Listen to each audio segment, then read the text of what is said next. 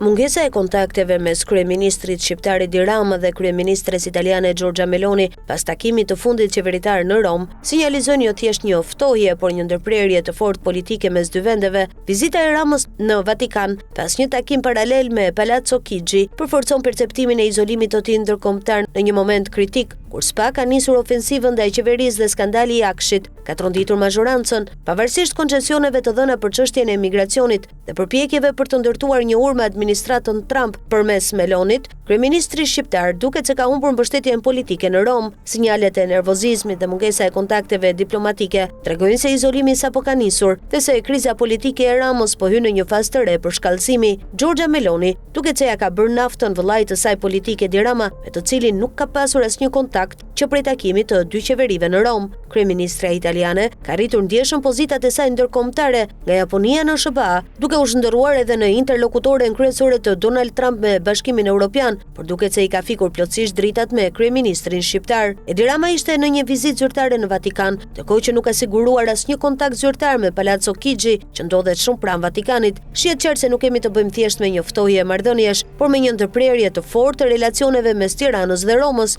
një ndërprerje që ka një linjë politike të qartë dhe që shfaqet pikërisht përmes bllokimit të çdo kontakti të Edi Ramës me botën perëndimore në një moment kyç, në nisje të ofensivës së SPAK në zyrat e qeverisë, ku skandali i Akshit ishte edhe bomba që realisht e ka tronditur rënd Edi Ramën. Giorgia Melonit, Edi Rama i dha çdo koncesion për ta favorizuar politikisht në çështjen e emigracionit, ku gjatri ishte një flusk me helium, e cila në të vërtetë, më shumë se sa zgjidhje, ishte propagandë pastër dhe me shumë gjasa edhe afere dyshimt. Ndërkaq, kjo qasje merr një konotacion edhe më të fortë pasi pikërisht përmes Giorgia Melonit, Edi Rama synonte të siguronte një urë komunikimi me administratën Trump, me cilën kryeministri italiane ka marrëdhënie më të mira se çdo lider tjetër evropian, por pikërisht pas kësaj përpjekjeje, kreu i mazhorancës ka ndërprer çdo kontakt edhe me motrën Giorgia, një dhënë që nuk lë shumë hapësirë për spekulime, pasi tregon qartë për një ngërç të plot, i cili shfaqet si mesazh politik, mesazh që nuk jepet vetëm përmes prerjes së kontakteve të nivelit të lartë, por edhe atyre të niveleve më të ulta, pasi kryeministri nuk ka takuar as edhe një ambasador të vendeve kryesore të Bashkimit Evropian. Nervozizmi i Edi Ramës, i cili u pa qartë në Abu Dhabi, ku përplas si me moderatori nga Greqia,